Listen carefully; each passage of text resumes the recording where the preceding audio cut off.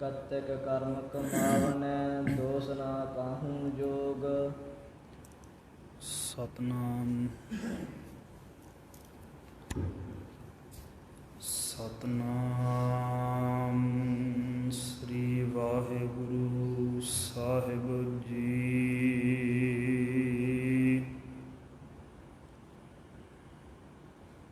एक मन पुरख ध्याए वरदाता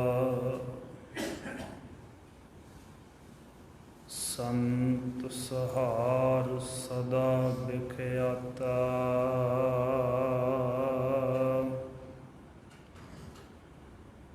दास चरण ले हृदय बसावा तो परम गुरु तो परम गुरु सुख सागर गुण गावा। गुण गावा परम गुरु सुख सागर। दुरत निवारण शब्द सरे गावह गहर गंभीर मत सागर। जोगी जंगम ध्यान धरे गुण गावह इंद्राद भगत प्रहलादक। आत्म रस जिन जानियो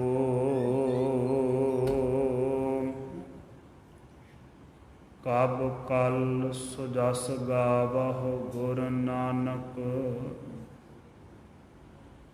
राज जोग जिन माणियो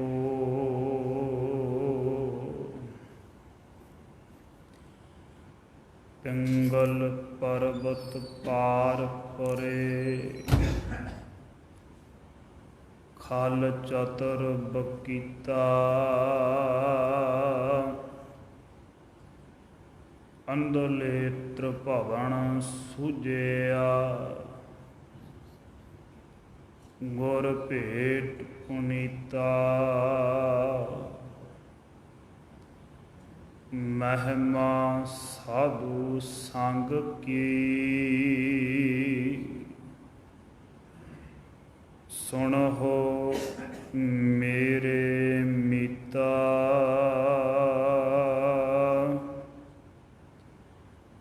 मैल खोई कोट अगहरे। निर्मल भये चिता मूक उचरा शास्त्र खट। पिंग गिरन चढ़ जाए अंध लखै बदरो सुनै। जो काल कृपा कराए बेसुमार अथाह अगनत अतुल। जो बुलावह त्यों नानक दास बोलै। अमृत बाणी हर हर तेरी सुन सुन होवै परम गत मेरी। जलन बुझे शीतल होए मनुआ सतगुर का दर्शन पाए जियो। जलन बुझे शीतल होए मनुआ सतगुर का दर्शन पाए जियो।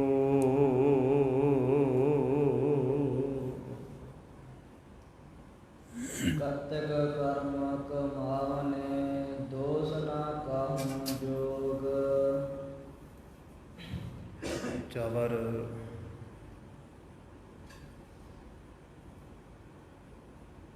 ਛਤਰ ਤਖਤ ਕੇ ਮਾਲਕ,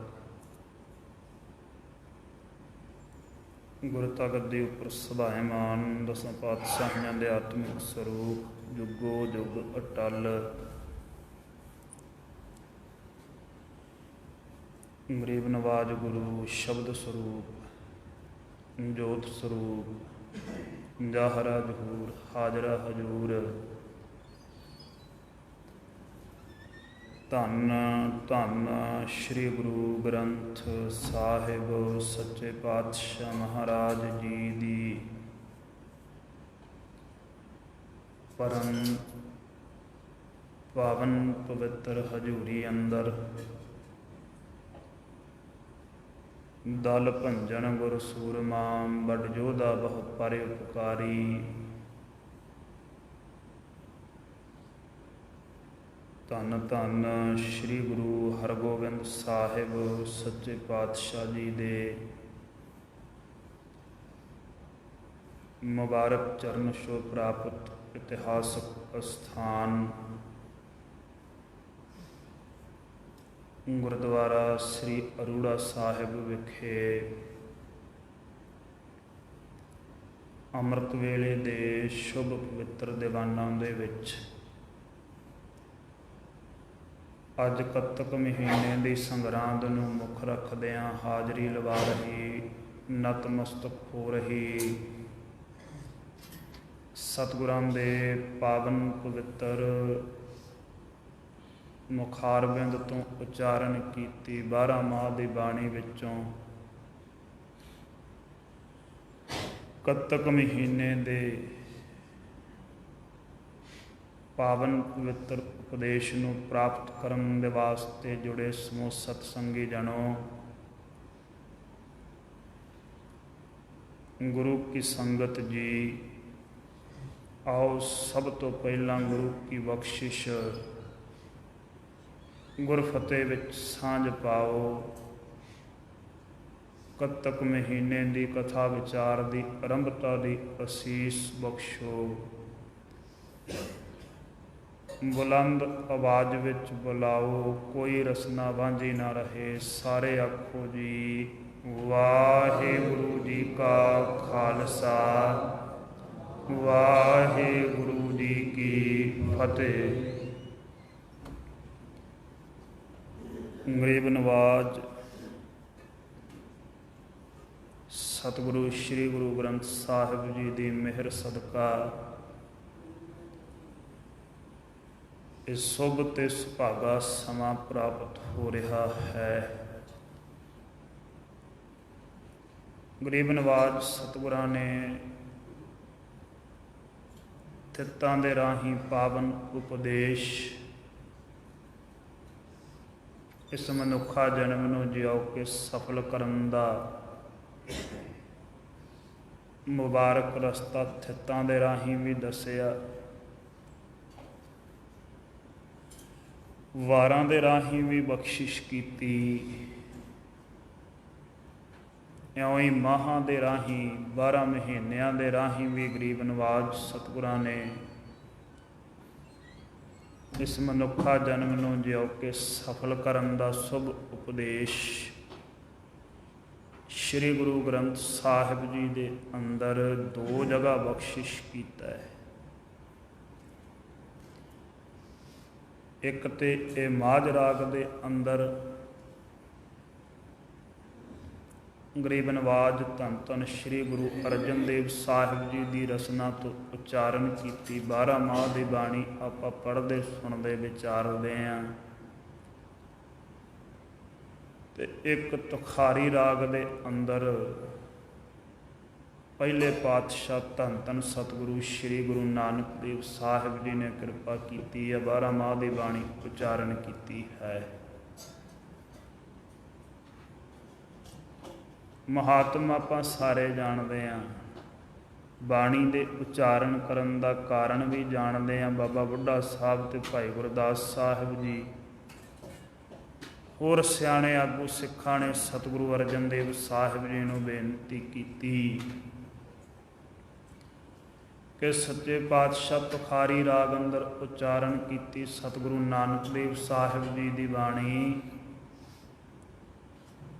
ਉਸ ਬਾਣੀ ਦੇ ਸੁਖਾਲੇ ਅਰਥ ਤੇ ਸਹਿਜ ਜਾਪ ਆਪ ਆਪਣੀ ਰਸਨਾ ਤੋਂ ਉਚਾਰਨ ਕਰੋ। ਉਸ ਬਾਣੀ ਦੇ ਅਰਥ ਰੂਪ ਬਾਣੀ ਫਰਮਾਓ। ਗੁਰੂ ਅਰਜਨ ਦੇਵ ਸਾਹਿਬ ਸੱਚੇ ਪਾਤਸ਼ਾਹ ਨੇ ਮਿਹਰ ਕੀਤੀ ਹੈ। ਸੋ ਅੱਜ ਆਪਾਂ ਕੱਤਕ ਮਹੀਨੇ ਦੀ ਵਿਚਾਰ ਦੇ ਨਾਲ ਜੁੜਨ ਦੇ ਲਈ ਇਕੱਤਰ ਹੋਏ ਹਾਂ। ਸਾਡੇ ਇਸ ਦੇਸ਼ ਦੇ ਅੰਦਰ ਬ੍ਰਾਹਮਣ ਦਾ ਜਾਲ, ਬ੍ਰਾਹਮਣ ਦੇ ਬਣਾਏ ਨਿਯਮਾਂ ਦੀਆਂ ਬੇੜੀਆਂ ਬੜੀ ਦ੍ਰਿੜਤਾ ਦੇ ਨਾਲ ਸਮਾਜਿਕ ਲੋਕਾਂ ਦਾ ਸ਼ੋਸ਼ਣ ਕਰ ਰਹੀਆਂ ਸਨ। ਉਹਨਾਂ ਨੇ ਪਖੰਡ ਦੇ ਵਿੱਚ ਜਕੜਿਆ ਹੋਇਆ ਸੀ, ਵਹਿਮਾਂ ਭਰਮਾਂ ਦੇ ਵਿੱਚ ਮਨੁੱਖ ਨੂੰ ਪਾਇਆ ਹੋਇਆ ਸੀ। ਰੁੱਖਾਂ ਦੀ ਵੰਡ ਕੀਤੀ ਸੀ, ਬਨਸਪਤੀ ਦੀ ਵੀ, ਕਿਹੜਾ ਰੁੱਖ ਚੰਗਾ ਹੈ ਤੇ ਕਿਹੜਾ ਰੁੱਖ ਮਾੜਾ ਹੈ, ਕਿਹੜਾ ਰੁੱਖ ਘਰ ਵਿੱਚ ਲਾਉਣਾ ਚਾਹੀਦਾ, ਕਿਹੜਾ ਰੁੱਖ ਨਹੀਂ ਲਾਉਣਾ ਚਾਹੀਦਾ। ਮਹੂਰਤ ਕੱਢੇ ਜਾਂਦੇ ਸੀ ਵੀ ਕਿਹੜਾ ਸਮਾਂ ਮਾੜਾ ਹੈ, ਕਿਹੜਾ ਸਮਾਂ ਚੰਗਾ ਹੈ, ਕਿਹੜਾ ਟਾਈਮ ਮਾੜਾ ਹੈ, ਅਸ਼ੁਭ ਹੈ, ਕਿਹੜਾ ਸਮਾਂ ਅਸ਼ੁਭ ਹੈ। ਗਰੀਬ ਨਵਾਜ ਨੇ ਇਸੇ ਬਾਣੀ ਦੇ ਸਮਾਪਤੀ ਤੇ ਫਰਮਾਇਆ, ਮਾਹ ਦਿਵਸ ਮਹੂਰਤ ਭਲੇ, ਜਿਸ ਕਉ ਨਦਰ ਕਰੇ ਨਾਨਕ ਮੰਗੇ ਦਰਸਦਾਨ, ਕਿਰਪਾ ਕਰੋ ਹਰੇ। ਮਹਾਰਾਜ ਕਹਿੰਦੇ ਸਾਰੇ ਮਹੀਨੇ, ਸਾਰੇ ਦਿਨ, ਉਹ ਸਾਰੇ ਮਹੂਰਤ ਚੰਗੇ ਆ, ਕਢਾਉਣ ਦੀ ਲੋੜ ਹੀ ਨਹੀਂ। ਜਿਹਦੇ ਤੇ ਮਹਾਰਾਜ ਮਿਹਰ ਕਰ ਦਿੰਦਾ, ਪ੍ਰਸੰਨਤਾ ਕਰ ਦਿੰਦਾ, ਖੁਸ਼ੀ ਕਰ ਦਿੰਦਾ, ਉਹਦਾ ਮਾੜਾ ਟਾਈਮ ਵੀ ਚੰਗਾ ਹੋ ਜਾਂਦਾ। ਭਾਈ ਚੰਗਾ ਤੇ ਚੰਗਾ ਹੁੰਦਾ ਹੀ। ਇਸ ਕਰਕੇ ਸਮੇਂ ਸੋਧਣ ਦੇ ਇਲਾਵਾ ਇਹਨਾਂ ਕਰਮਾਂ ਨੂੰ ਛੱਡ ਕੇ ਪਰਮੇਸ਼ਰ ਦੀ ਖੁਸ਼ੀ ਪ੍ਰਾਪਤ ਕਰਨ ਦੀ ਕੋਸ਼ਿਸ਼ ਕਰਨੀ ਚਾਹੀਦੀ ਹੈ, ਯਤਨ ਕਰਨਾ ਚਾਹੀਦਾ। ਆਪਣੇ ਕਰਮਾਂ ਦੇ ਵਿੱਚ ਸੁਧਾਰ ਲਿਆਉਣਾ ਚਾਹੀਦਾ। ਕੋਈ ਸਮਾਂ ਮਾੜਾ ਨਹੀਂ, ਕੋਈ ਮਹੂਰਤ ਮਾੜਾ ਨਹੀਂ, ਕੋਈ ਰੁੱਖ ਮਾੜਾ ਨਹੀਂ, ਕੋਈ ਥਾਂ ਮਾੜੀ ਨਹੀਂ। ਜੇ ਕੁਝ ਮਾੜਾ ਹੈ ਤੇ ਤੇਰੇ ਕਰਮ ਮਾੜੇ ਆ। ਇਸ ਮਹੀਨੇ ਦੇ ਰਾਹੀਂ ਵੀ ਆਪਣੇ ਕਰਮਾਂ ਦੇ ਸੁਧਾਰ ਦੇ ਵੱਲ ਮਨੁੱਖ ਦਾ ਧਿਆਨ ਖਿੱਚਦੇ ਆ ਗਰੀਬ ਨਵਾਜ, ਉਪਦੇਸ਼ ਦਿੰਦੇ, ਪ੍ਰੇਰਣਾ ਕਰਦੇ ਆ ਕੱਤਕ ਮਹੀਨੇ ਦੁਆਰਾ ਵੀ ਕਰਮਾਂ ਨੂੰ ਸੁਧਾਰ, ਕਰਮਾਂ ਦੇ ਵਿੱਚ ਪਵਿੱਤਰਤਾ ਲਿਆ, ਕਰਮਾਂ ਦੇ ਵਿੱਚ ਨੇਕੀ ਲਿਆ। ਕਰਮ ਪ੍ਰਧਾਨ ਹੈ, ਕਰਮ ਸ੍ਰੇਸ਼ਟ ਹੈ।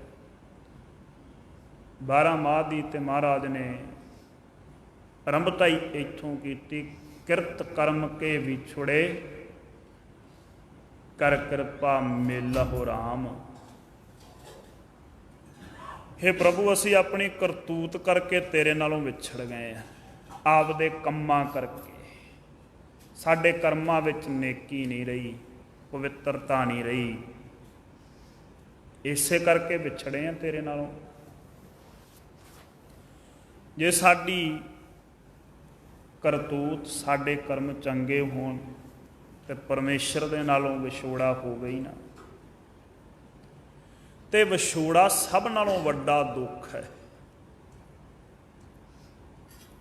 ਸਿੱਧੀ ਸਿੱਧੀ ਫਿਲਾਸਫੀ ਇਹ ਹੈ ਕਿ ਪਰਮੇਸ਼ਰ ਨਾਲੋਂ ਵਿਛੜਿਆ ਜੀਵ ਇਸ ਕਰਕੇ ਦੁਖੀ ਹੈ। ਜਿੰਨੇ ਦੁੱਖ ਹੈ ਜੀਵਨ ਦੇ ਵਿੱਚ, ਪਰਮੇਸ਼ਰ ਦੇ ਵਿਛੋੜੇ ਵਿੱਚੋਂ ਪ੍ਰਾਪਤ ਹੋਏ। ਸਤਿਗੁਰੂ ਦੀ ਬਾਣੀ ਨੇ 4 ਮੁੱਖ ਦੁੱਖ ਮੰਨੇ, ਉਹਨਾਂ ਵਿੱਚੋਂ ਵਿਛੋੜਾ ਪਹਿਲੇ ਨੰਬਰ ਤੇ ਹੈ। ਦੁੱਖ ਵਿਛੋੜਾ, ਇੱਕ ਦੁੱਖ ਭੂਖ,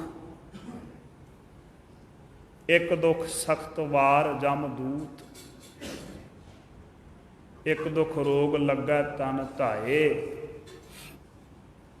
ਵੈਦ ਨਾ ਭੋਲੇ ਦਾਰੂ ਲਾਏ। ਸਤਿਗੁਰਾਂ ਦੀ ਅੰਮ੍ਰਿਤ ਬਾਣੀ। ਸਭ ਨਾਲੋਂ ਵੱਡਾ ਦੁੱਖ ਵਿਛੋੜੇ ਦਾ ਹੈ।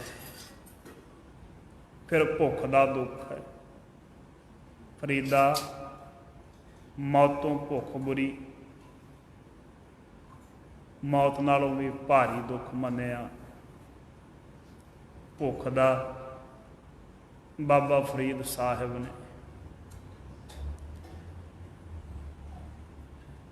ਫਿਰ ਤੀਜੇ ਨੰਬਰ ਤੇ ਜਿਹੜਾ ਦੁੱਖ ਹੈ ਉਹ ਜਮਾਂ ਦੀ ਮਾਰ ਦਾ ਹੈ।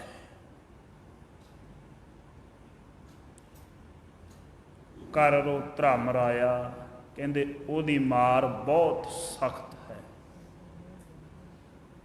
ਜਮ ਕਾ ਠੇਂਗਾ ਬੁਰਾ ਹੈ, ਉਹ ਨਾ ਸਹਿਆ ਜਾਏ। ਮਹਾਰਾਜ ਕਹਿੰਦੇ ਜਮਾਂ ਦੀ ਮਾਰ ਏਡੀ ਭਿਆਨਕ, ਏਡੀ ਦੁਖਦਾਈ, ਏਡੀ ਤਕਲੀਫ ਦੇ, ਐਡੀ ਪੀੜਾਦਾਇਕ ਹੈ, ਦਰਦਨਾਕ ਹੈ ਵੀ ਮਨੁੱਖ ਨੂੰ ਸਹਾਰਨੀ ਬੜੀ ਮੁਸ਼ਕਲ ਹੋ ਜਾਂਦੀ ਹੈ ਜੀ। ਫਿਰ ਰੋਗ ਦਾ ਦੁੱਖ ਮੰਨਿਆ, ਸਰੀਰ ਨੂੰ ਕੋਈ ਅਸਾਧ ਰੋਗ ਲੱਗ ਜਾਣਾ। ਇੱਕ ਤੇ ਹੁੰਦਾ ਸਾਧ ਰੋਗ ਜਿਹੜਾ ਦਵਾਈਆਂ ਨਾਲ ਬੂਟੀਆਂ ਨਾਲ ਠੀਕ ਹੋ ਜਾਂਦਾ ਹੈ। ਇੱਕ ਐਸੇ ਰੋਗ ਹੁੰਦੇ ਆ ਜਿਹੜੇ ਸਮਾਂ ਪਾ ਕੇ ਪੈਦਾ ਹੋ ਜਾਂਦੇ, ਉਹਨਾਂ ਦੀ ਦਵਾਈ ਵੀ ਲੈਣ ਦੀ ਜ਼ਰੂਰਤ ਨਹੀਂ ਰਹਿੰਦੀ, ਸਮੇਂ ਦੇ ਨਾਲ ਹੀ ਮਿਟ ਜਾਂਦੇ ਆ। ਵੈਸੇ ਡਾਕਟਰ ਵੈਦ ਕਹਿੰਦੇ ਆ ਵੀ ਹਰੇਕ ਰੋਗ ਦਾ ਇਲਾਜ ਤੇ ਸਭ ਨਾਲੋਂ ਵੱਡਾ ਇਲਾਜ ਤਾਂ ਪਰਹੇਜ਼ ਆ। ਮਨੁੱਖ ਪਰਹੇਜ਼ ਰੱਖੇ ਤੇ ਕੁਦਰਤੀ ਤੌਰ ਤੇ ਠੀਕ ਹੋਵੇ। ਸਾਡੇ ਦੇਸ਼ ਦੀ ਪਾਪੂਲੇਸ਼ਨ ਬੜੀ ਆ, ਜਨਸੰਖਿਆ ਬਹੁਤ ਜ਼ਿਆਦੀ ਆ ਤੇ ਅਨਪੜ੍ਹਤਾ ਉਦੋਂ ਵੀ ਜ਼ਿਆਦੀ ਆ। ਇਹ ਸਾਡੀ ਬਦਕਿਸਮਤੀ ਕਿ ਸਾਡੀ ਸਰਕਾਰ ਉਦੋਂ ਵੀ ਨਿਕੰਮੀ ਆ। ਦਵਾਈਆਂ ਦਾ ਵਪਾਰ ਹੁੰਦਾ ਸਾਡੇ ਦੇਸ਼ ਵਿੱਚ, ਇਸ ਕਰਕੇ ਡਾਕਟਰ ਧੜਾ ਧੜ ਲਿਖੀ ਜਾਂਦੇ। ਅੱਜ ਸਾਡੀ ਸਹਿਣ ਸ਼ਕਤੀ ਇੰਨੀ ਜ਼ਿਆਦਾ ਕਮਜ਼ੋਰ ਕਰ ਦਿੱਤੀ ਗਈ ਹੈ। ਸਾਡਾ ਮਾੜਾ ਜਿਹਾ ਸਿਰ ਦੁਖੇ, ਅੱਧਾ ਘੰਟਾ ਅਸੀਂ ਸਿਰ ਦੀ ਦਰਦ ਨਹੀਂ ਸਹਾਰ ਸਕਦੇ, ਗੋਲੀ ਖਾਓ, ਬਾਮ ਮਲੋ, ਕੈਪਸੂਲ ਖਾ ਲਓ, ਨਹੀਂ ਹਟਦੀ ਤੇ ਦਰਦ ਦਾ ਟੀਕਾ ਵੀ ਲਵਾ ਲਓ। ਵਿਦੇਸ਼ਾਂ ਵਿੱਚ ਐਵੇਂ ਟੀਕਾ ਨਹੀਂ ਲੱਗ ਸਕਦਾ। ਸਿਰ ਪੀੜ ਦੀ ਛੇਤੀ ਛੇਤੀ ਗੋਲੀ ਵੀ ਨਹੀਂ ਮਿਲਦੀ। ਜੇ ਉਹ ਗੋਲੀ ਮਿਲਦੀ ਆ ਤੇ ਬਹੁਤ ਹਲਕੀ ਆ, ਪੇਨ ਕਿਲਰ। ਤੇ ਪੇਨ ਕਿਲਰ ਸਰਚ ਕਰ ਲਓ, ਸਰੀਰ ਵਾਸਤੇ, ਸਿਹਤ ਵਾਸਤੇ ਸਭ ਨਾਲੋਂ ਮਾੜੀ ਆ। ਜਿਹੜੀ ਆਪਾਂ ਪੀੜ ਦੀ ਗੋਲੀ ਖਾਂਦੇ ਨਾ, ਸਭ ਨਾਲੋਂ ਵੱਧ ਨੁਕਸਾਨ ਕਰਦੀ ਆ ਸਾਡੇ ਸਰੀਰ ਦਾ, ਸਾਡੇ ਲੀਵਰ ਦਾ।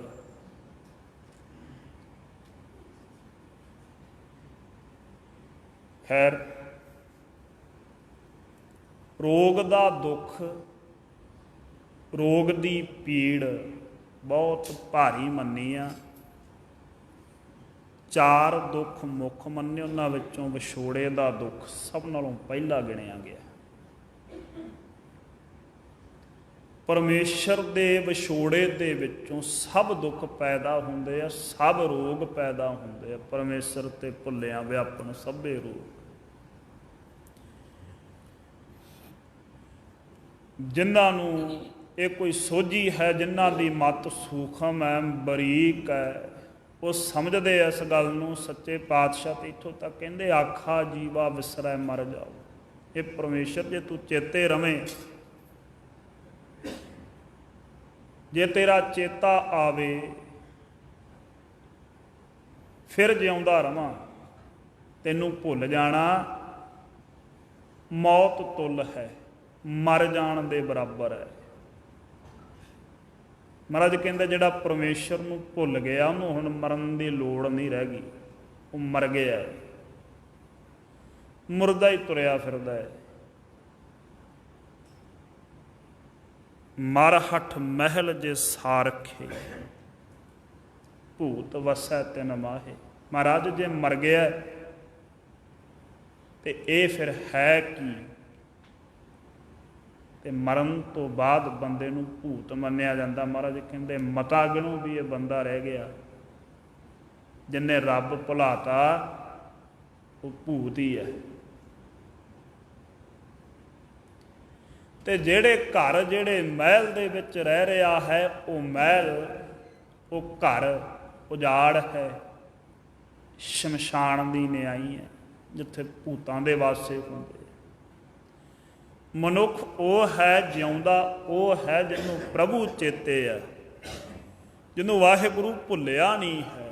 ਜਿਨ੍ਹਾਂ ਨੂੰ ਭੁੱਲ ਗਿਆ ਉਹ ਮਨੁੱਖਾਂ ਦੀ ਗਿਣਤੀ ਵਿੱਚ ਨਹੀਂ ਗਿਣੇ ਸਾਡੇ ਸਤਿਗੁਰਾਂ ਨੇ। ਧੰਨ ਧੰਨ ਸ਼੍ਰੀ ਗੁਰੂ ਰਾਮਦਾਸ ਸਾਹਿਬ ਸੱਚੇ ਪਾਤਸ਼ਾਹ ਨੇ ਜਦੋਂ ਲਾਵਾਂ ਉਚਾਰਨ ਕੀਤੀਆਂ, ਸਿੱਖਾਂ ਨੇ ਪੁੱਛਿਆ, ਸੱਚੇ ਪਾਤਸ਼ਾਹ ਤੁਸੀਂ ਵਰ ਦਿੱਤਾ ਵੀ ਜਿਹੜਾ ਸਿੱਖ ਲਾਵਾਂ ਪੜ੍ਹੂਗਾ ਤੇ ਜਿਹੜੇ ਸਿੱਖ ਦੀਆਂ ਗੁਰਮਤਿ ਮਰਿਆਦਾ ਅਨੁਸਾਰ ਲਾਵਾਂ ਹੋਣਗੀਆਂ, ਗੁਰਮਤਿ ਮਰਿਆਦਾ ਅਨੁਸਾਰ ਲਾਵਾਂ ਹੋਣਗੀਆਂ ਜੀ, ਧਿਆਨ ਦੇਣਾ। ਕਰਮ ਕਰਨ ਦੇ ਵਿੱਚ ਤੇ ਗੁਰਮਤਿ ਅਨੁਸਾਰ ਕਰਮ ਕਰਨ ਦੇ ਵਿੱਚ ਫਰਕ ਹੈ, ਬੜਾ ਭਾਰੀ ਫਰਕ ਹੈ। ਵੈਸੇ ਸਾਰੀ ਸ੍ਰਿਸ਼ਟੀ ਕਰਮਾਂ ਦੇ ਬੰਧਨ ਦੇ ਵਿੱਚ ਬੱਝੀ ਹੈ। ਕਿਹੜਾ ਇੱਥੇ ਜੀਵ ਹੈ ਜਿਹੜਾ ਕਰਮ ਨਹੀਂ ਕਰਦਾ?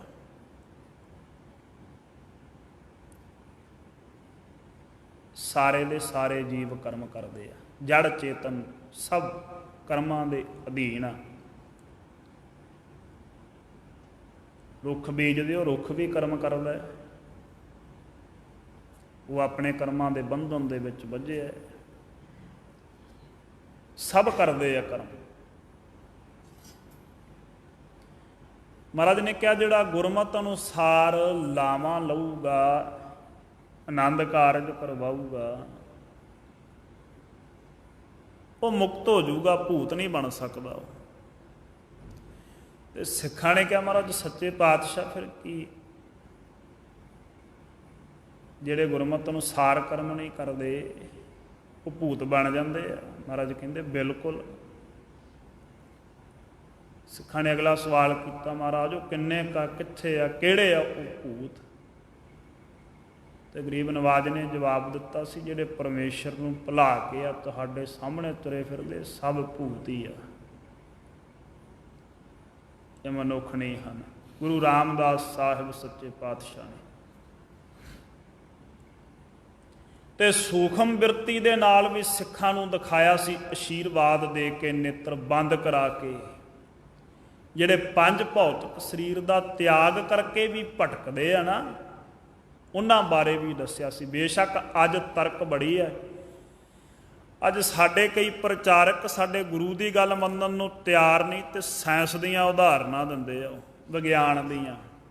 ਤੇ ਮੈਂ ਵੀ ਇੱਕ ਛੋਟੀ ਜਿਹੀ ਗੱਲ ਦੱਸ ਦਿਆਂ। ਇੱਕ ਬੜਾ ਵੱਡਾ ਸਾਇੰਟਿਸਟ ਡਾਕਟਰ ਹੋਇਆ, ਉਹਨੇ ਵੀ ਇੱਕ ਕਿਤਾਬ ਲਿਖੀ, ਉਹਦੇ ਵਿੱਚ ਉਹਨੇ ਲਿਖਿਆ ਵੀ ਮਨੁੱਖ ਦੇ ਮਰਨ ਤੋਂ ਬਾਅਦ ਉਹਦੀ ਪੋਜ਼ਿਟਿਵ ਜਾਂ ਨੈਗੇਟਿਵ ਜਿਹੜੀ ਐਨਰਜੀ ਆ ਨਾ, ਉਹ ਇੱਥੇ ਰਹਿ ਜਾਂਦੀ ਹੈ ਕੁਝ ਨਾ ਕੁਝ।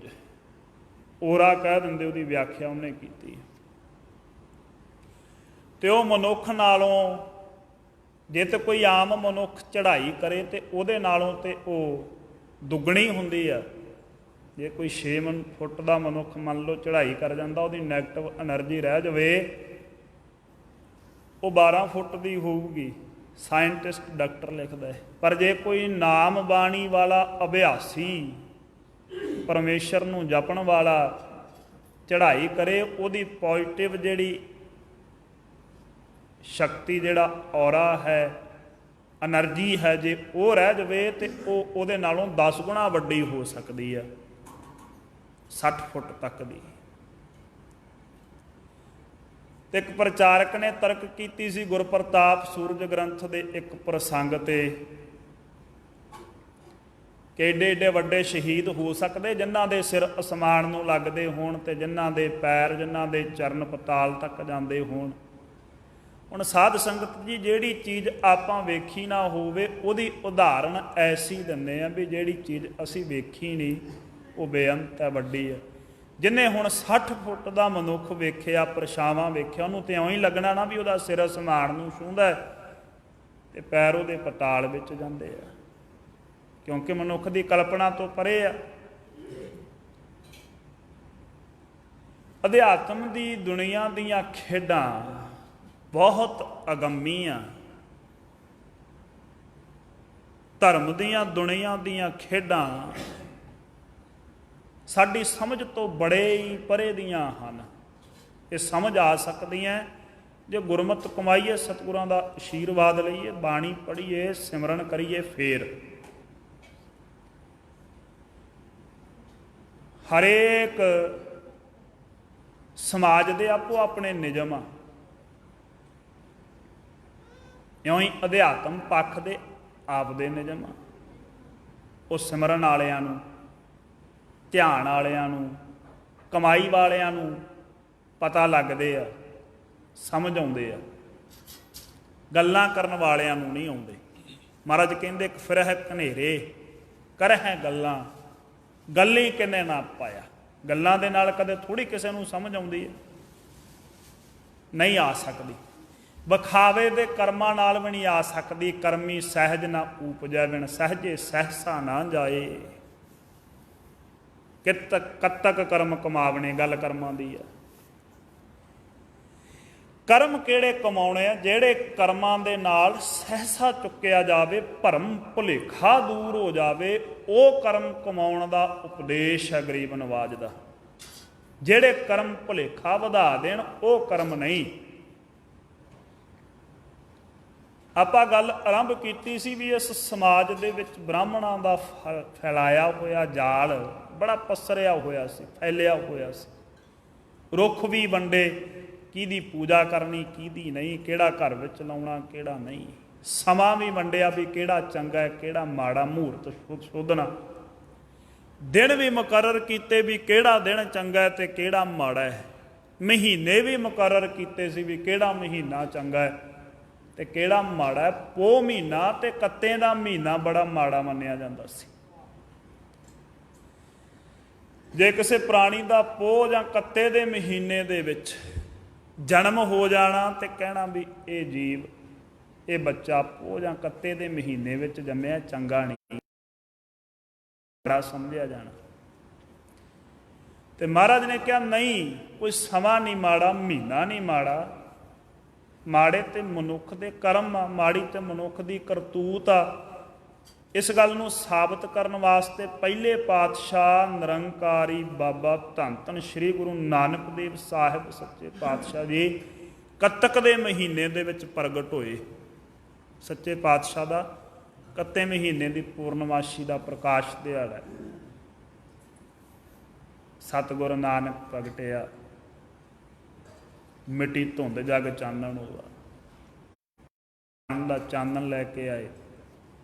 ਕੱਤੇ ਦੇ ਮਹੀਨੇ ਦੇ ਵਿੱਚ ਸਤਿਗੁਰਾਂ ਦਾ ਜਨਮ ਹੀ ਇੱਕ ਕ੍ਰਾਂਤੀ ਸੀ। ਬ੍ਰਾਹਮਣਵਾਦ ਦੇ ਜਾਲ ਨੂੰ ਤੋੜਨ ਦੇ ਲਈ, ਉਸ ਅਗਿਆਨ ਦੇ ਹਨੇਰੇ ਨੂੰ ਚੁੱਕਣ ਦੇ ਲਈ ਸੱਚੇ ਪਾਤਸ਼ਾਹ ਨੇ ਉਸ ਮਹੀਨੇ ਵਿੱਚ ਅਵਤਾਰ ਲਿਆ। ਉਸ ਮਹੀਨੇ ਵਿੱਚ ਜਨਮ ਧਾਰਿਆ, ਪ੍ਰਗਟ ਹੋਏ, ਜਿਸ ਮਹੀਨੇ ਨੂੰ ਬ੍ਰਾਹਮਣਵਾਦ ਮਾੜਾ ਮੰਨਦਾ ਸੀ।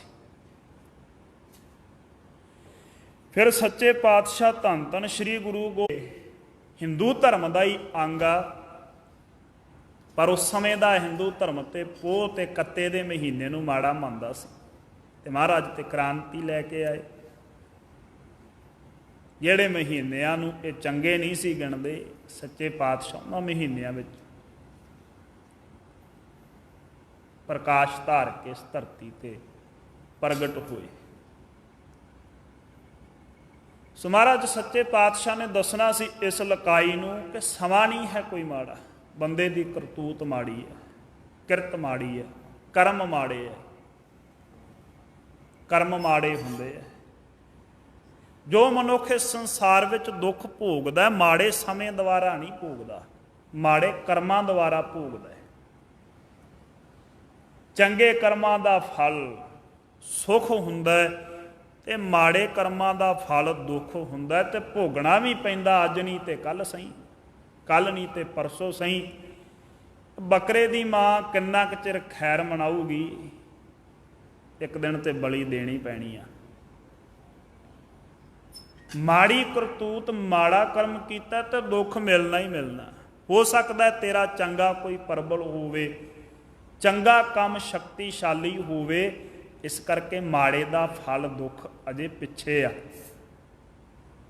ਹੋ ਸਕਦਾ ਤੇਰੇ ਚੰਗੇ ਦਾ ਫਲ ਕੋਈ ਸੁੱਖ ਹੋਵੇ, ਚੰਗਾ ਪ੍ਰਬਲਸ਼ਾਲੀ ਹੈ, ਬਲੀ ਹੈ, ਇਸ ਕਰਕੇ ਮਾੜਾ ਪਿੱਛੇ ਆ। ਸੁੱਖ ਦੁੱਖ ਮਾੜੇ ਕਰਮਾਂ ਦਾ ਤੇ ਚੰਗੇ ਕਰਮਾਂ ਦਾ ਫਲ। ਇਸੇ ਲਈ ਮਹਾਰਾਜ ਨੇ ਸਿੱਧਾ ਸਪਸ਼ਟ ਸਮਝਾਇਆ, ਦੱਦਾ ਦੋਸ ਨਾ ਦੇਊ ਕਿਸੇ ਦੋਸ ਕਰਮਾਂ ਆਪਣਿਆਂ। ਮਹਾਰਾਜ ਕਹਿੰਦੇ ਕਿਸੇ ਨੂੰ ਕਿਉਂ ਦੋਸ਼ ਦਿੰਦਾ ਵੀ ਕਿਸੇ ਮਨੁੱਖ ਨੇ ਮਾੜਾ ਕਰਤਾ, ਕਿਸੇ ਮਨੁੱਖ ਨੇ ਦੁਖੀ ਕੀਤਾ। ਨਹੀਂ ਨਹੀਂ, ਜੋ ਮੈਂ ਕੀਆ ਸੋ ਮੈਂ ਪਾਇਆ, ਦੋਸ ਨਾ ਦੀਜੈ ਅਵਰ ਜਣਾ। ਜੋ ਤੂੰ ਕੀਤਾ ਉਹ ਤੈਨੂੰ ਪ੍ਰਾਪਤ ਹੋਇਆ, ਇਸ ਕਰਕੇ ਦੂਜਿਆਂ ਨੂੰ ਦੋਸ਼ ਨਾ, ਦੂਜਿਆਂ ਦੇ ਸਿਰ ਗੱਲ ਨਾ ਮੜ। ਜੇ ਤੂੰ ਦੁਖੀ ਆ ਤੇ ਵੇਖ ਭਾਲ ਕਰ, ਕੋਸ਼ਿਸ਼ ਕਰ ਲੱਭਣ ਦੀ, ਕੋਈ ਮਾੜਾ ਕਰਮ ਕੀਤਾ ਹੋਊਗਾ। ਮਹਾਂਭਾਰਤ ਦੀ ਇੱਕ ਸਾਖੀ ਹੈ ਬੜੀ ਖੂਬਸੂਰਤ, ਇਸ ਗੱਲ ਨੂੰ ਸਾਬਤ ਕਰਨ ਵਾਲੀ। ਹੁਣ ਉਹ ਇਤਿਹਾਸ ਆ ਤੇ ਝਗੜਾ ਕਰਨ ਵਾਲਿਆਂ ਦੀ, ਪਖੰਡ ਕਰਨ ਵਾਲਿਆਂ ਦੀ ਵੀ ਕਮੀ ਨਹੀਂ।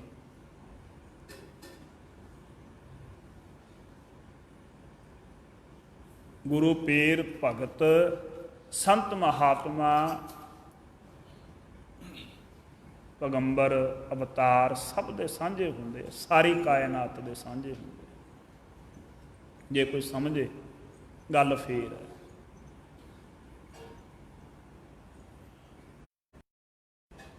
ਕਹਿੰਦੇ ਧ੍ਰਿਤਰਾਸ਼ਟਰ ਨੇ, ਜਿਹੜਾ ਦੁਰਯੋਧਨ ਦਾ ਪਿਤਾ ਸੀ ਕੌਰਵ, ਇਹਨੇ ਪੁੱਛਿਆ ਕ੍ਰਿਸ਼ਨ ਭਗਵਾਨ ਨੂੰ ਆਪਦੇ ਪੁੱਤਰਾਂ ਦੀ ਮੌਤ ਤੋਂ ਬਾਅਦ, ਕਹਿਣ ਲੱਗਾ ਮਹਾਰਾਜ ਮੈਨੂੰ ਮੇਰਾ 100 ਜਨਮ ਚੇਤੇ ਆ, ਮੇਰੀ ਮੱਤ ਇੰਨੀ ਸੂਖਮ ਆ, ਮੇਰਾ ਪਿਛਲਾ 100 ਜਨਮ ਮੈਨੂੰ ਚੇਤੇ ਆ। ਪਿਛਲੇ ਜਨਮਾਂ ਨੂੰ ਜਾਣਨ ਵਾਲਿਆਂ ਦੀ ਜ਼ਿੰਦਗੀ ਦੇ ਬਾਰੇ ਉਸਨੇ ਉਸ ਕਿਤਾਬ ਵਿੱਚ ਲਿਖਿਆ ਹੈ। ਕਹਿਣ ਲੱਗਾ ਮੇਰੇ ਪਿਛਲੇ 100 ਜਨਮਾਂ ਨੂੰ ਜਾਣਦਾ ਮਹਾਰਾਜ, ਤੇ ਮੇਰੇ ਪਿਛਲੇ 100 ਜਨਮਾਂ ਵਿੱਚ ਮੈਂ ਕੋਈ ਐਸਾ ਪਾਪ ਨਹੀਂ ਕੀਤਾ ਜਿਹੜੇ ਪਾਪ ਦਾ ਫਲ ਮੈਨੂੰ ਅੰਨਾ ਹੋਣ ਦਾ ਮਿਲੇ, ਤੇ ਜਿਹੜੇ ਪਾਪ ਦਾ ਫਲ ਮੈਨੂੰ ਇਹ ਮਿਲੇ ਵੀ ਮੇਰੇ 100 ਪੁੱਤ ਮੇਰੇ ਜਿਉਂਦੇ ਜੀ ਮਰ ਗਏ। ਬੜਾ ਵੱਡਾ ਦੁੱਖ ਹੈ ਜੀ। ਰੱਬ ਨਾ ਕਰੇ ਕਿਸੇ ਦੀ ਸੰਤਾਨ ਕਿਸੇ ਦੇ ਜਿਉਂਦੇ ਇਸ ਸੰਸਾਰ ਵਿੱਚੋਂ ਜਾਵੇ। ਸੰਸਾਰ ਦੇ ਵਿੱਚ ਮਨੁੱਖ ਲਈ ਸੰਤਾਨ ਹੀ ਸਭ ਨਾਲੋਂ ਵੱਡਾ ਧਨ ਹੁੰਦਾ ਹੈ, ਮਾਂ ਪਿਓ ਵਾਸਤੇ। ਕਹਿਣ ਲੱਗਾ ਮਹਾਰਾਜ 100 ਜਨਮ ਦਾ ਚੇਤਾ ਮੈਨੂੰ, ਨਹੀਂ ਕੀਤਾ ਮੈਂ ਕੋਈ ਐਸਾ ਕਰਮ ਜਿਹੜਾ ਮੇਰੇ ਅੰਨੇ। ਇਸ ਕਰਕੇ ਉਹਨੂੰ ਸੁੱਖ ਵੀ ਫਲ ਨਹੀਂ ਹੁੰਦਾ ਤੇ ਦੁੱਖ ਵੀ ਫਲ ਨਹੀਂ ਹੁੰਦਾ, ਕਿਉਂਕਿ ਦੁੱਖ ਤੇ ਸੁੱਖ ਤੇ ਕਰਮਾਂ ਦਾ ਫਲ ਆ, ਤੇ ਕਰਮਾਂ ਤੋਂ ਤੇ ਉਹ ਨਿਰਲੇਪ ਆ। ਹੁਣ ਫਿਰ ਉਹ ਬ੍ਰਹਮ ਗਿਆਨੀ, ਉਹ ਸੰਤ ਮਹਾਤਮਾ ਕਿਹੜੀ ਅਵਸਥਾ 'ਚ ਰਹਿੰਦਾ? ਜੇ ਦੁੱਖ ਨਹੀਂ, ਜੇ ਸੁੱਖ ਨਹੀਂ, ਉਹ ਆਨੰਦ ਅਵਸਥਾ ਵਿੱਚ ਰਹਿੰਦਾ। ਤੇ ਆਨੰਦ ਆਪਾਂ ਕਹਿੰਦੇ ਅਸੀਮਤ ਸੁੱਖ, ਜਿਹੜੇ ਸੁੱਖ ਦੀ ਕੋਈ ਹੱਦ ਹੀ ਨਹੀਂ। ਇਸੇ ਕਰਕੇ ਮਹਾਰਾਜ ਨੇ ਕਿਹਾ ਆਨੰਦ ਤੇਰੇ ਕਰਮਾਂ ਨਾਲ ਤੈਨੂੰ ਪ੍ਰਾਪਤ ਨਹੀਂ ਹੋ ਸਕਦਾ, ਆਨੰਦ ਸਤਿਗੁਰੂ ਦੀ ਖੁਸ਼ੀ ਨਾਲ ਪ੍ਰਾਪਤ ਹੋ ਸਕਦਾ। ਆਨੰਦ ਭਇਆ ਮੇਰੀ ਮਾਏ ਸਤਿਗੁਰੂ ਮੈਂ ਪਾਇਆ। ਆਨੰਦ ਫਿਰ ਮਿਲੂਗਾ ਜੇ ਸਤਿਗੁਰੂ ਦੀ ਪ੍ਰਾਪਤੀ ਹੋਊਗੀ, ਜੇ ਸਤਿਗੁਰੂ ਦੀ ਪ੍ਰਸੰਨਤਾ ਹੋਊਗੀ। ਇੱਕ ਤੇ ਇਉਂ ਆ ਵੀ ਆਪ ਮੰਨੀ ਬੈਠਾ ਗੁਰੂ, ਪਰ ਗੁਰੂ ਨੇ ਚੋਣ ਨਹੀਂ ਕੀਤੀ ਵੀ ਤੂੰ ਸਿੱਖ ਹੈ ਕਿ ਨਹੀਂ। ਤੂੰ ਤੇ ਮੰਨ ਲਿਆ, ਤੂੰ ਆਪੇ ਮੰਨੀ ਬੈਠਾ ਵੀ ਮੈਂ ਗੁਰੂ ਦਾ ਸਿੱਖ ਹਾਂ, ਪਰ ਅਜੇ ਗੁਰੂ ਨੇ ਨਹੀਂ ਮੁਕਰਰ ਕੀਤਾ ਵੀ ਤੂੰ ਸਿੱਖ ਹੈ ਕਿ ਨਹੀਂ। ਉਹਦੀ ਕਸੌਟੀ ਤੈਅ ਕਰਦੀ ਆ, ਕਸਵੱਟੀ ਦੱਸਦੀ ਆ ਵੀ ਤੂੰ ਸਿੱਖ ਹੈ ਕਿ ਨਹੀਂ, ਤੇ ਗੁਰੂ ਨੇ ਤੈਨੂੰ ਸਵੀਕਾਰ ਕੀਤਾ ਕਿ ਨਹੀਂ। ਕਬੀਰ ਕਸੌਟੀ ਰਾਮ ਕੀ, ਝੂਠਾ ਟਿਕਾ ਨਾ ਕੋਏ। ਰਾਮ ਕਸੌਟੀ ਸੋ ਸਹੈ ਜੋ ਮਰ ਜੀਵਾ ਹੋਏ, ਉਹ ਪ੍ਰਵਾਨ ਹੁੰਦਾ ਹੈ। ਜਿਹੜਾ ਸਹਾਰ ਜਾਂਦਾ ਉਹਦੀ ਕਸਵੱਟੀ ਨੂੰ, ਸਫਲ ਹੋ ਜਾਂਦਾ। ਅੱਕ ਟਿੱਡਿਆਂ ਨੂੰ ਫੜ ਫੜ ਕੇ ਤੇ ਉਹਨਾਂ ਦੀਆਂ ਅੱਖਾਂ ਦੇ ਵਿੱਚ ਸੂਲਾਂ ਮਾਰ ਮਾਰ ਕੇ ਛੱਡ ਦਿੰਦਾ।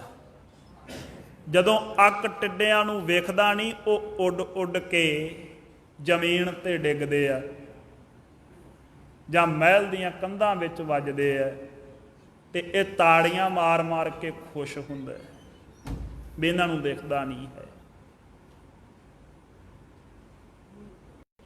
ਇਹ ਇਹਦੇ ਅੰਨੇ ਹੋਣ ਦਾ ਫਲ ਸੀ। ਫਿਰ ਇਹਦੇ ਪੁੱਤਾਂ ਦੇ ਮਰਨ ਦਾ ਕਾਰਨ ਦੱਸਿਆ ਕਿ ਤੂੰ 107ਵੇਂ 8ਵੇਂ ਜਨਮ ਪਹਿਲਾਂ ਰਾਜਾ ਸੀ ਹੁਣ ਵਾਂਗੂ, ਤੇ ਤੇਰੇ ਮਹਿਲ ਦੇ ਵਿੱਚ ਇੱਕ ਬਹੁਤ ਵੱਡੀ ਝੀਲ ਸੀ, ਸਰੋਵਰ ਸੀ। ਪਹਿਲਾਂ ਲੋਕੀ ਮਹਿਲਾਂ ਨੇੜੇ ਰਾਜੇ ਵੱਡੀਆਂ ਵੱਡੀਆਂ ਝੀਲਾਂ ਸਰੋਵਰ ਬਣਾਉਂਦੇ ਸੀ, ਪਾਣੀ ਇਕੱਠਾ ਕਰਦੇ ਹੁੰਦੇ ਸੀ, ਹੁਣ ਵਾਂਗੂ ਨਲਕੇ ਬੋਰਾਂ ਦੇ। ਰਾਜਾ ਸੀ ਤੇ ਮਾਸ ਖਾਣ ਦਾ ਬੜਾ ਸ਼ੌਕੀਨ ਸੀ, ਹਰ ਰੋਜ਼ ਸ਼ਿਕਾਰ ਕਰਕੇ ਮੀਟ ਬਣਾ ਕੇ ਖਾਣਾ। ਇੱਕ ਵਾਰੀ ਝੜੀ ਲੱਗ ਗਈ ਬਰਸਾਤ ਦੀ, ਮੀਂਹ ਦੀ ਝੜੀ ਜਿਵੇਂ ਪਹਿਲਾਂ ਲੱਗ ਜਾਂਦੀ ਸੀ,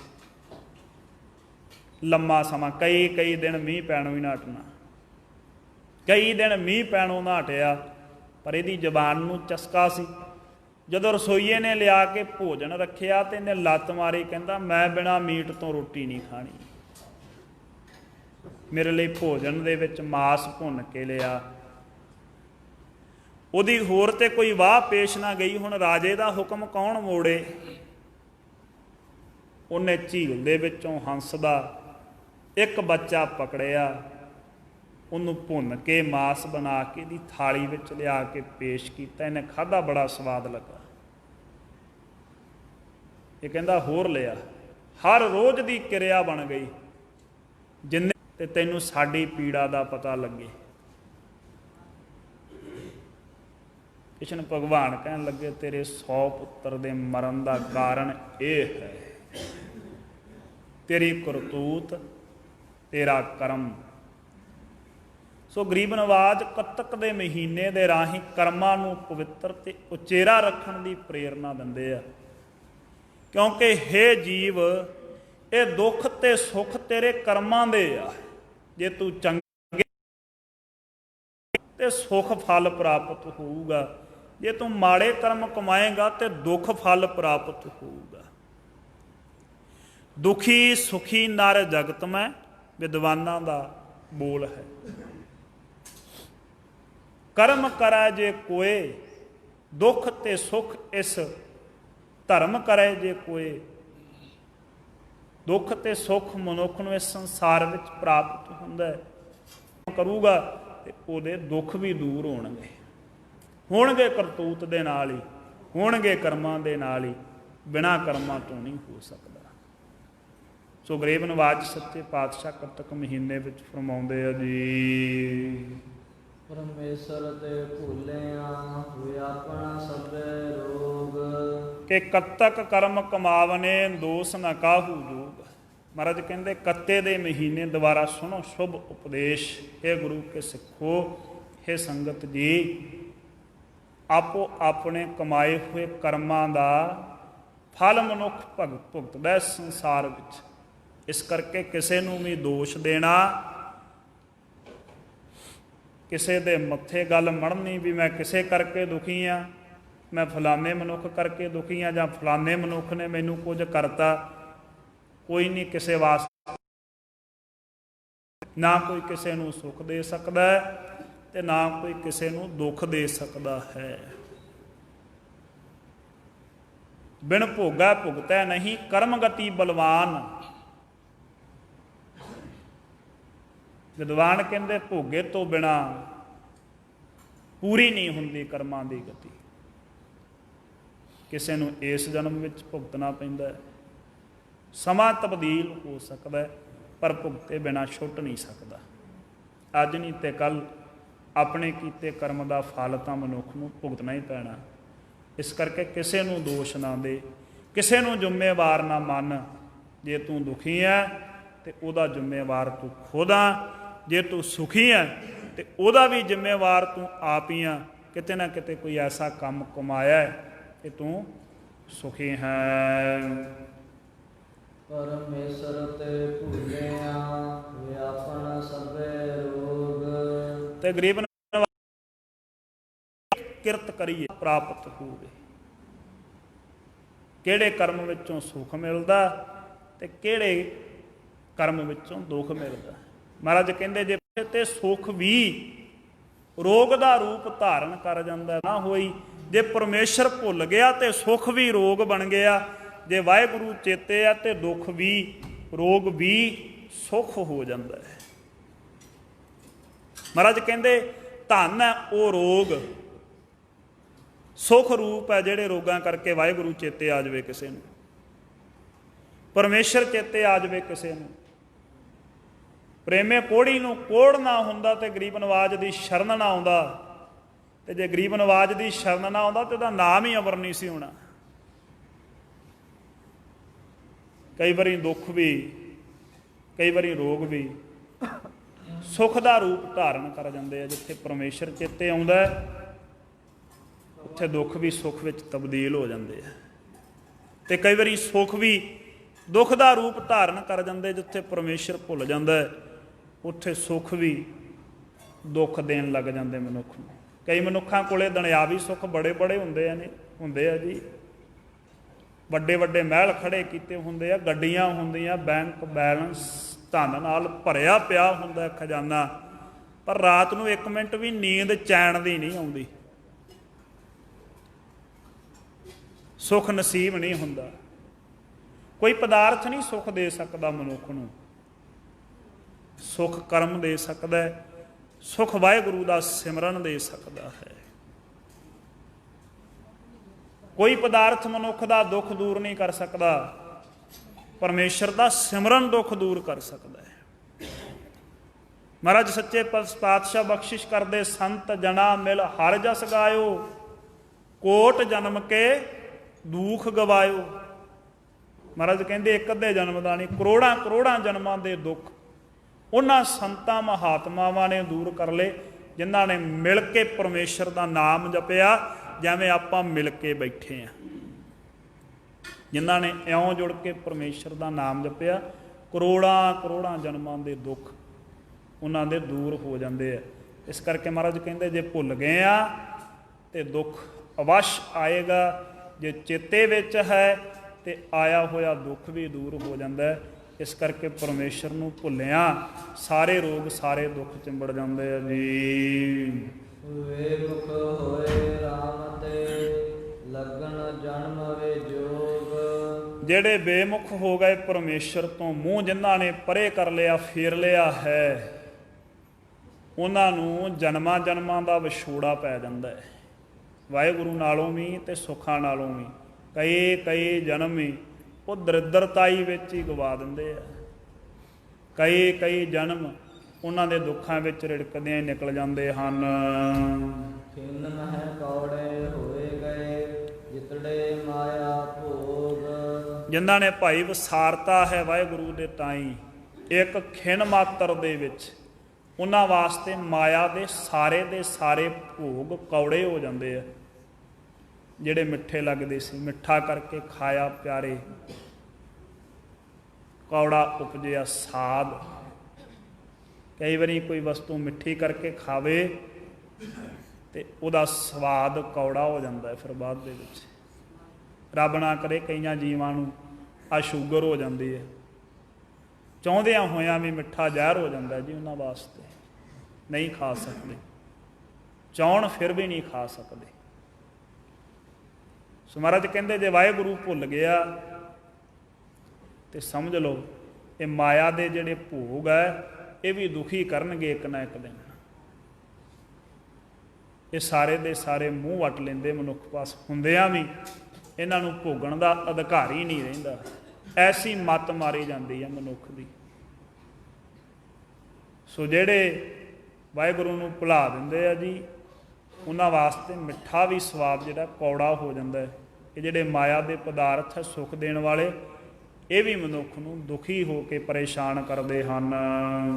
ਵਿੱਚ ਨਾ ਕੋਈ ਕਰ ਸਕੈ ਕਿਸ ਥੈ ਰੋਹ ਹੈ ਰੋਜ।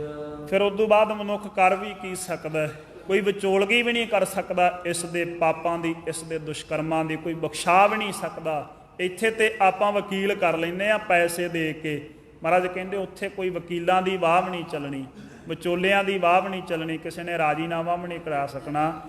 ਆਪ ਹੀ ਆ, ਜੇ ਤੂੰ ਹੱਲਾ ਮਾਰ ਕੇ ਜਪ ਲਵੇਂ ਤੇ ਜਪ ਲਵੇਂ ਵਾਹਿਗੁਰੂ ਦਾ ਨਾਮ। ਕੀਤਾ ਕੁਛੁ ਨਾ ਹੋਵੇ, ਲਿਖਿਆ ਧਰ ਸੰਜੋਗ। ਫਿਰ ਕਿਸੇ ਦਾ ਕੀਤਾ ਹੋਇਆ ਵੀ ਕੁਛ ਨਹੀਂ ਹੁੰਦਾ। ਜਦੋਂ ਇੱਕ ਵਾਰੀ ਕਿਰਤ ਪੈ ਜਾਵੇ ਮੱਥੇ ਤੇ ਮਾੜੀ ਚੰਗੀ, ਫਿਰ ਉਹਦਾ ਫਲ ਭੁਗਤ ਕੇ ਹੀ ਬੰਦਾ ਛੁੱਟਦਾ ਹੈ। ਇਹ ਧੁਰੋਂ ਹੀ ਸੰਜੋਗ ਬਣਾਇਆ ਪਰਮੇਸ਼ਰ ਨੇ ਐਸਾ ਕਿ ਜੋ ਤੂੰ ਕਰੇਗਾ ਉਹ ਤੈਨੂੰ ਭੁਗਤਣਾ ਹੀ ਪਊਗਾ। ਵੱਡ ਭਾਗੀ ਮੇਰਾ ਪ੍ਰਭ ਮਿਲੈ, ਤਾਂ ਉਤਰ ਹੈ ਸਭ ਬੇਯੋਗ। ਹੇ ਮਹਾਰਾਜ ਸੱਚੇ ਪਾਤਸ਼ਾਹ, ਕੀ ਫਿਰ ਇਹ ਵਿਜੋਗ, ਇਹ ਦੁੱਖ ਕਦੇ ਨਹੀਂ ਲੈ ਸਕਦਾ? ਮਹਾਰਾਜ ਕਹਿੰਦੇ ਨਹੀਂ ਲੈ ਸਕਦਾ।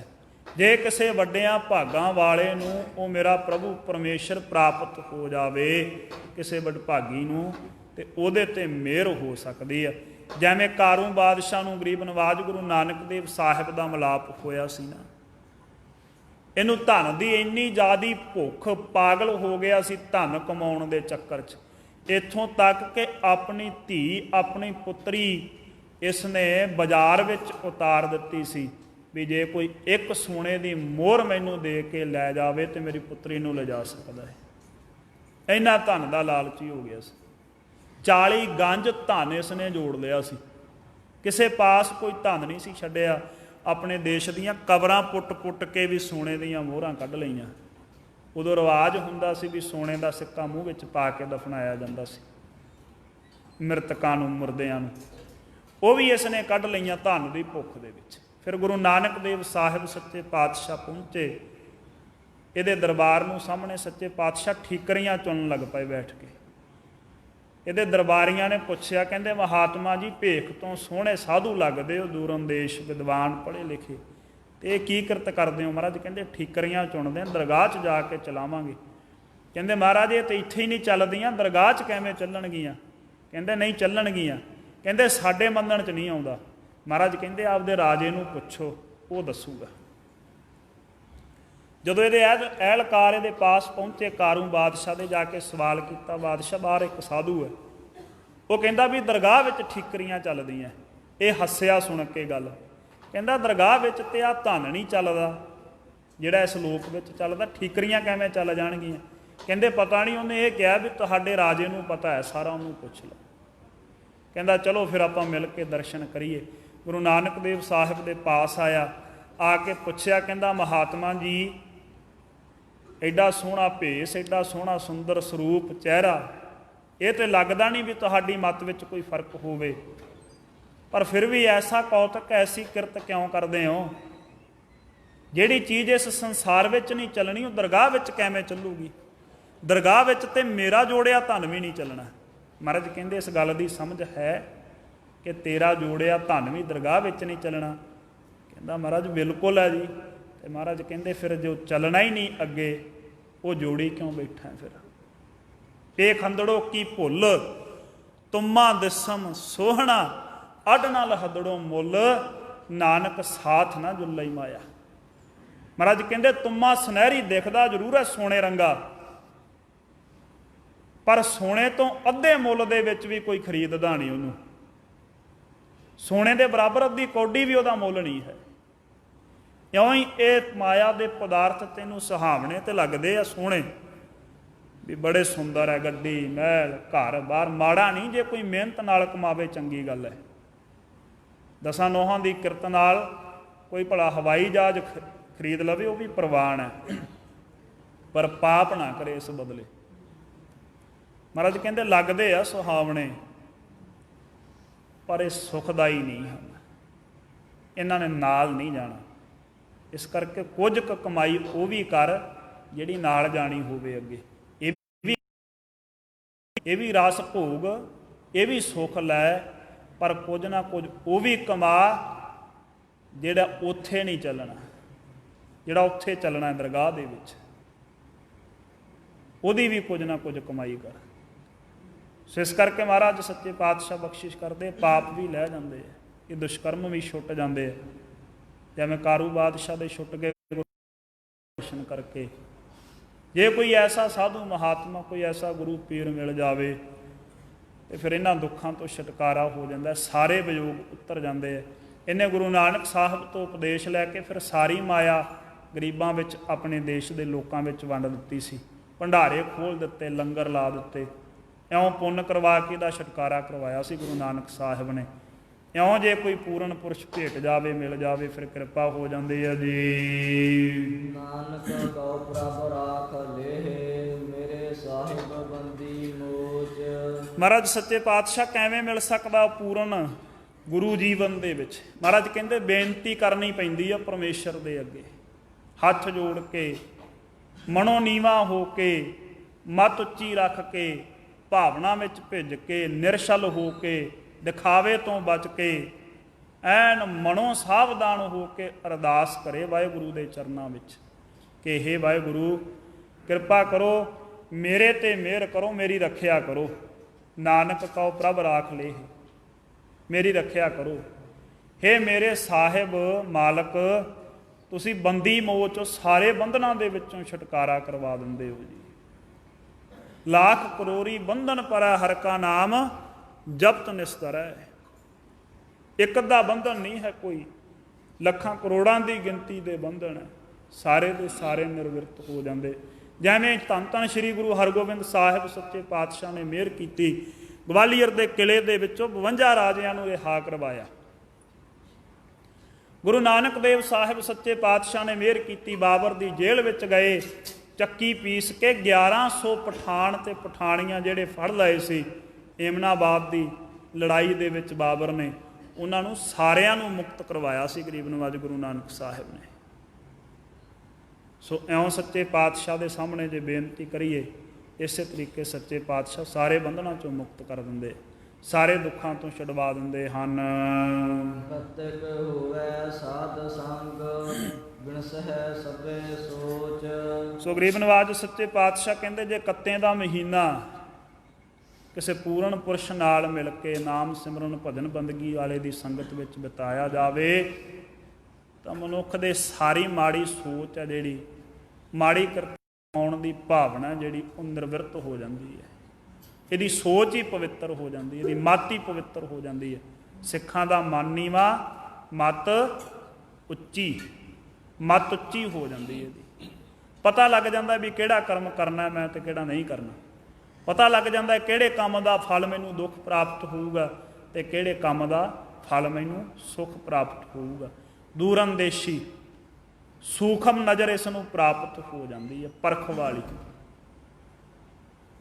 ਜੇ ਕਿਸੇ ਪੂਰਨ ਪੁਰਸ਼ ਦੇ ਨਾਲ ਮਿਲ ਕੇ ਗੁਰੂ ਸਾਹਿਬ ਜੀ ਦੀ ਸੰਗਤ ਵਿੱਚ ਕੱਤੇ ਦਾ ਮਹੀਨਾ ਬਤੀਤ ਕਰੇ ਕੋਈ, ਫਿਰ ਇਹ ਮਿਹਰ ਹੁੰਦੀ ਹੈ। ਸੋ ਗਰੀਬ ਨਵਾਜ ਮਿਹਰ ਕਰਨ। ਇਹ ਪਾਵਨ ਪਵਿੱਤਰ ਉਪਦੇਸ਼ ਸੱਚੇ ਪਾਤਸ਼ਾਹ ਨੇ ਬਖਸ਼ਿਆ, ਵਿਚਾਰ ਕਰਵਾਈ ਹੈ, ਸਾਡੇ ਹਿਰਦਿਆਂ 'ਚ ਵਸੇ, ਤਾਂ ਕਿ ਲੋਕ ਸੁਖੀਏ ਪਰਲੋਕ ਸਹੇਲੇ, ਫਲ ਪ੍ਰਾਪਤ ਹੋ ਸਕੇ। ਜੇ ਮੇਰੇ ਤੋਂ ਬੋਲਦਿਆਂ ਕੋਈ ਊਨਤਾਈ ਹੋ ਗਈ ਹੋਵੇ, ਉਹ ਭੁੱਲ ਮੇਰੀ ਜਾਣ ਕੇ ਮੇਰੀ ਝੋਲੀ 'ਚ ਪਾ ਦੇਣੀ। ਇਹ ਸ਼ਬਦ ਗੁਰੂ ਦਾ ਹੈ, ਇਹ ਵਿਚਾਰ ਗੁਰੂ ਦੀ ਹੈ। ਗੁਰੂ ਕੀ ਅਮੁੱਲਕ ਵਿਚਾਰ ਸਮਝ ਕੇ ਹਿਰਦਿਆਂ ਵਿੱਚ ਵਸਾਉਣ ਦਾ ਯਤਨ ਕਰਨਾ, ਤਾਂ ਕਿ ਆਇਆ ਹੋਇਆ ਸਫਲ ਹੋਵੇ, ਸਤਿਗੁਰਾਂ ਦੀ ਖੁਸ਼ੀ ਪ੍ਰਾਪਤ ਹੋਵੇ, ਹੋਈਆਂ ਭੁੱਲਾਂ ਦੇ ਖਿਮਾ ਬਖਸ਼ਣੀ। ਸਮਾਪਤੀ ਹੈ ਜੀ। ਨਾਨਕ ਕਉ ਪ੍ਰਭ ਰਾਖ ਲੇਹਿ, ਮੇਰੇ ਸਾਹਿਬ ਬੰਦੀ ਮੋਚ। ਹੋਵੈ ਸਾਧ ਸੰਗ, ਬਿਨਸਹਿ ਸਭੇ ਸੋਚ। ਵਾਹਿਗੁਰੂ ਜੀ ਕਾ ਖਾਲਸਾ, ਵਾਹਿਗੁਰੂ